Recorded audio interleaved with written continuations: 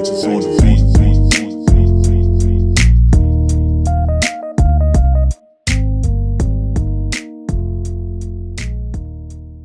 Come on, let's sing it together, guys. Hail to the football team. Hail victory. Ba-dum-bum-bum-bum-bum. Braves on the warpath. Fight for all DC. What a win. Oh my gosh. What's good, everyone? It's your boy Nazi. Another video on the channel. Welcome back to DMV Sports Zone. And the Washington football team just defeated the last unbeaten team in the NFL, the Pittsburgh Steelers. The 11-0 Pittsburgh Steelers at Pittsburgh on a Monday evening because the game got moved around. But wow, what a win. I don't even know where to start, guys. You know, if I turn the camera around, you'd see a bunch of papers, a bunch of notebooks, because I know a lot of college kids out there are studying for finals like myself. And this team just lifted all of our spirits tonight. Oh my gosh. And when have we ever said that? You know, especially the younger generation of fans out there. And wow, what a win. Wow. So we did end up being the Pittsburgh Steelers. And first and foremost, I guess I'll just start with Logan Thomas, right? Because he was arguably the team MVP today. And, you know, a lot of times over the last couple of weeks, last couple of months, we've talked about how Logan Thomas has really had a drops problem, hasn't been playing too well, but slowly but surely, man, he had his breakout game today. I believe he had almost 100 yards receiving, a touchdown, had like 9 catches, and this guy was unreal, man. He was just bulldozing over defenders and caught that really good touchdown earlier in the game. And wow, Logan Thomas, the jury's still out there, in my opinion, in terms of him being, you know, a tight end 1 for us for the foreseeable future. But I think he is a high-end tight end 2 at this point, and I think he sort of plays that Vernon Davis role that we love to see right here in DC. But, I mean, he was arguably the reason why we won this game.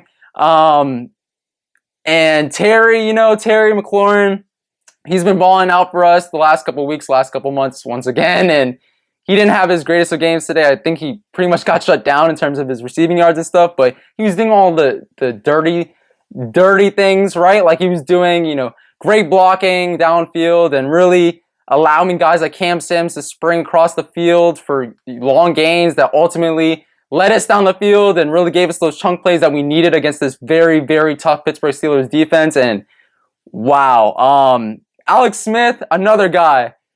You guys know I'm not too high on Alex Smith. We all know that his recovery is amazing. He should get Comeback Player of the Year, the award, and he should win it easily in my opinion, but he's just not a great NFL quarterback. But today, man, he had a very good game. He had a very good game. I'll give it to you. I know John Ziglul probably watched this video and say, I told you not to, told you not to. I told you he was going to really show up for Washington. And I'm still not a big believer in Alex Smith in terms of his on-the-field ability. But today, he balled out, and that's great to see. And I do want to say that before this game, I did say that Washington was going to lose to Pittsburgh, with the caveat, though, that Pittsburgh, last couple of weeks, man, they've really been playing it close. They almost lost to the Cowboys, and I thought Pittsburgh was due for a loss, and ultimately they got it. But Alex Smith was a big contributor as to why we won this game. I'll give you that.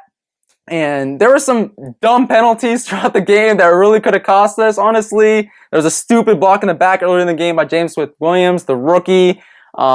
Just penalties throughout the game, but we ultimately, this is not what we usually do, but we ultimately won in spite of those penalties, in spite of the lackluster play early in the game. And I do want to mention Antonio Gibson, another guy who we're all high on. We all see the superstar ability in Antonio Gibson, but he did go out earlier in the game. So it's really the J.D. McKissick show for most of the game. And McKissick was balling out, man. He caught a lot of passes out of the backfield, was really, really solid in between the tackles, maybe a little bit less so because of the stout Steelers defense, but was solid out of the backfield and really catching a lot of those check down throws that Alex Smith usually throws. And Peyton Barber even had a couple of nice runs today, which is crazy to see because we all know I'm not a fan of Peyton Barber on this channel, but he's been having some nice runs the last couple of weeks and hopefully could continue that, especially with Gibson hopefully not being out for the foreseeable future. But, you know, the announcers even said if he has turf toe, that could be a lingering issue. So hopefully he recovers. But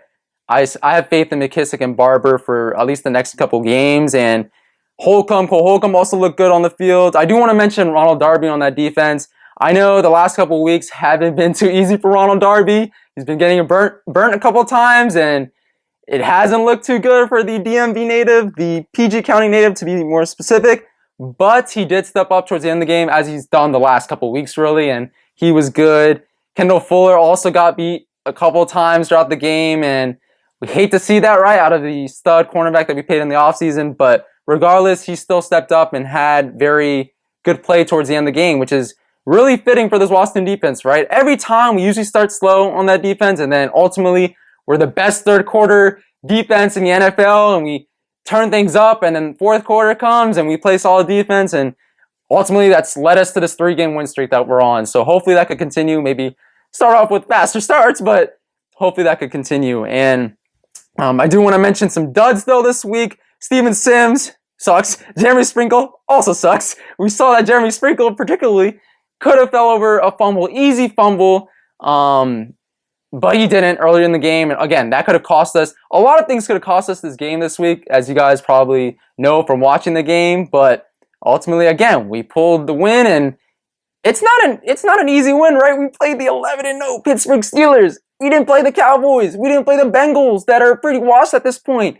We played the 11-0 Pittsburgh Steelers, and we still found a way to beat them. I know Pittsburgh doesn't have the best offense in the world. I know that their defense is top-notch, one of the best in the league. We still put up some points against them, right? We still did. Put up 23 points against them, and man, we ultimately won. So, guys, oh my gosh, I have so many notes, but I don't even know if I want to talk about them. There was a couple times throughout the game where the refs, in my opinion, just cost us. There was a easy first down, in my opinion, that Logan Thomas got. I know a lot of you guys saw that early in the game, but obviously the refs called it as a 4th down on the field, and the play ultimately stood, which I didn't really understand because he stretched the ball over, right, and got the first down. But it is what it is, I guess. The refs always cheat us, I guess. And there was also a big 4th down stop earlier in the game that, you know, the Steelers should have run a QB sneak, in my opinion, with Big Ben at the 1-yard line to score a touchdown, but they didn't, and Washington ultimately stopped them. That's been the theme, really, for the Washington defense this year. We've had a couple goal line stands now, and that's really what has made us a bend but not break sort of defense, and the stats show it, the real-life tape shows it, and Washington's defense has been balling out. Chase Young, oh my gosh. He's a bust, right? Chase Young? A bust? We saw that article a couple weeks back, right? I believe it was from the Washington Post that said Chase Young was a bust, or he was looking like a bust. He's not a bust, guys. Stop looking at the stats. Watch the tape. This guy is a baller. He's going to be here as a franchise cornerstone for years to come. Fingers crossed, barring injury, right? But he's a baller. And then Montez Sweat. My gosh, this man was just swatting balls. Pass deflection after pass deflection. This guy was balling out. He's been balling out the last 2 weeks. And wow, we have studs at our edge position, man. We also have Jonathan Allen in the middle, who's also has had pretty good games, has forced a lot of pressure up the middle. And I mean, our entire defensive line is very stout. I'm so excited for Matt Ioannidis coming back next season and seeing how that defensive line really balls out, right? As we saw in the first week of the season when Ioannidis was healthy, but it's been balling out. Daron Payne also had a very good game, made some really good tackles on running backs too, which is, you know, crazy because while, yes, you're much bigger, running backs are usually much shiftier and stuff, so good on Payne for getting a couple stops today. Yeah, man, that's... Cam Curl also went off with an injury, but he did end up returning, and I don't even think our secondary was too bad today. I know we gave up those couple touchdowns earlier in the game, but again, we just seem to turn it up a notch in the third quarter, the fourth quarter, and really show the NFL why we are a top 10 defense right now. I still think we're capable of getting beat against some of the best offenses in the league, but guys, at this point, who can't, right? Like, a lot of top-notch defenses. We see the Bears defense in particular. I go to the Chicago, right? So I see the Bears a lot, and they give up a lot of points to a couple teams like the Lions this past weekend. And, you know, at this point, we got to start accepting that Washington is a top 10 defense in this league. If they just keep things up, they are a top 10 defense until otherwise noted. And, yeah, man. Wow. We really beat the 11-0 Steelers. I know Dubs Gibson, Dubs family out there, the YouTuber that we had on our last live stream, predicted it outright that we would win, and it was time for us to beat one of these really good teams in the NFL, and he was right. Good on him. He deserves all the adoration in the world, and so does Ron Rivera, man. How many people earlier in the season were bashing Ron Rivera, saying that this man was not the right coach for this semi-rebuild that we were going through. And I know not all of you said that. Most of you guys did not say that. I understand. But there were a couple of people, if you looked at Twitter earlier in the season, who were not even just questioning his decisions on the field, but questioning his place, as the coach for the foreseeable future. And man, Ron Rivera, Chase Young have proven all the doubters wrong.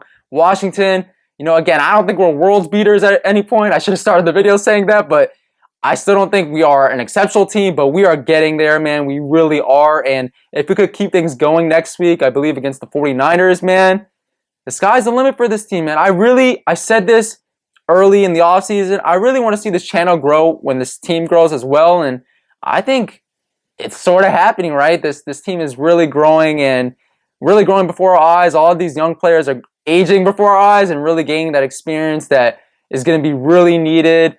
Hopefully, maybe in this playoff push that we have right now, the Giants just beat the Seahawks, which is kind of surprising at the moment, but they did, and hopefully we could push the Giants some more and really beat them outright in this division and win this division crown. Because at this point, I think all of us want to see that. But besides this year, guys, the future is bright for us. I know a lot of friends out there that I messaged over the last couple of days, last couple of weeks about the big wins that we've had. Talk about how it stays the same, right, with Dan Snyder, and we're not gonna keep winning. It's not gonna last. That's a common sentiment I hear. But guys, I really, really believe for the first time in my life that this team is actually has a very great trajectory and will have a very bright future ahead of them. And I think it starts with Ron Rivera, starts with Chase Young, it starts with Terry McLaurin. I know, again, he didn't have the best of games, but it starts with him.